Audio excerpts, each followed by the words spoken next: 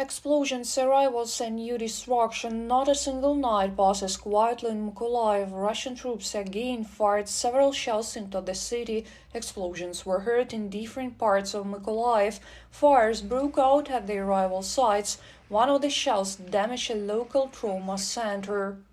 It is now known that private houses and yards were damaged and 3 people were wounded. As a result of the shelling, a fire broke out on the territory of the medical dispensary. A humanitarian train with medical supplies and food burned down. No casualties were reported. A trauma center of one of the hospitals was also destroyed. 4 buildings and medical vehicles were damaged, and windows were blown out. According to preliminary information, there were no casualties. Vitaly Kim, head of the Mykolaiv Regional Military Administration. Russian troops launched several attacks on Kharkiv as the enemy hit the residential areas of the city. Firing at public transport stops is becoming a system for the Russian aggressor. Today at 7:10 a.m., a man waiting for a bus was wounded again. An ambulance took him away.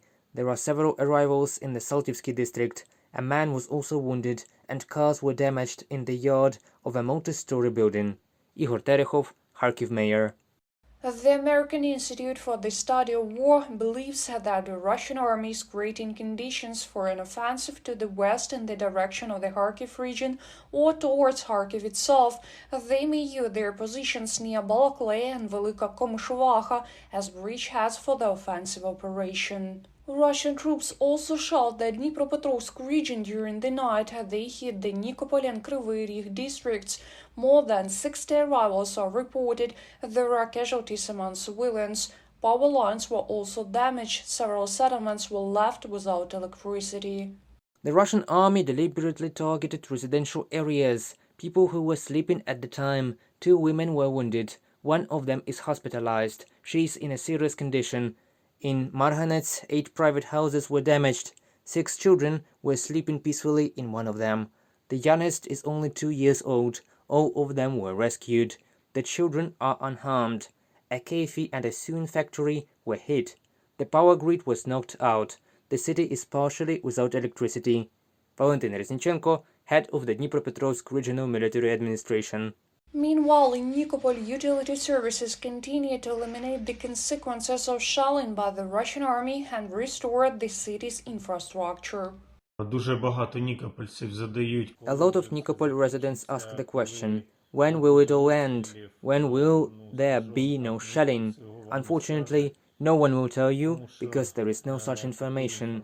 As long as there are Russian troops behind the water reservoir, the possibility of shelling remains.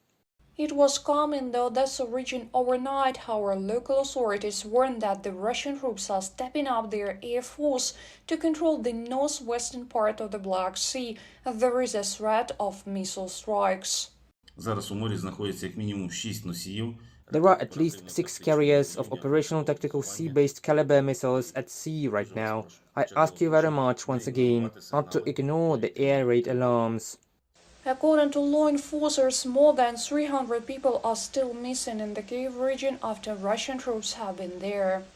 We are continuing our search. To date, we have not yet found about 300 people who disappeared during the hostilities in the Kyiv region. Another 216 bodies remain unidentified, but a DNA sampling procedure has already been conducted.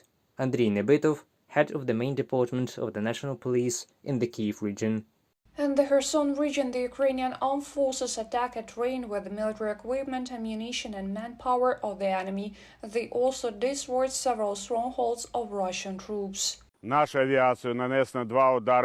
aviation carried out 2 strikes on enemy strongholds near Alexandrivka and Blagodatne, and missile and artillery units struck enemy electronic warfare stations near Belyaevka as part of their fire mission. A train of military equipment, ammunition and manpower near the Brylivka railway station was also hit. Reported by Ksenia Bugay, Mariana Krechet, UATV News.